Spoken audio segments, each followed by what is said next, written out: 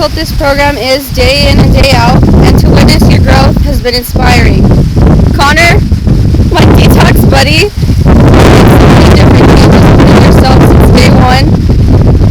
Your hard work and dedication never goes unnoticed. Congratulations on becoming a trainee. I'm glad to be sharing this experience with you, and I'm proud to call you a friend.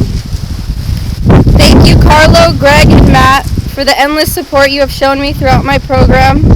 We all came here to push ourselves beyond the things that brought us here, and for me, acknowledging my personal growth and vocalizing it is something I'm trying to conquer in this moment.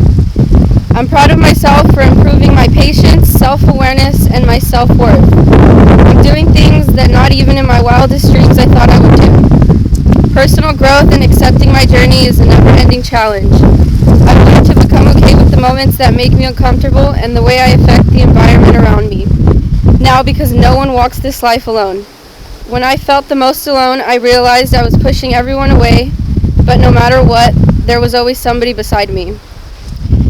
This program is not an easy thing to face and get through, but no matter what role you play here at Elevate, we have all made it this far, and every one of us should be proud of that strength that we carry around.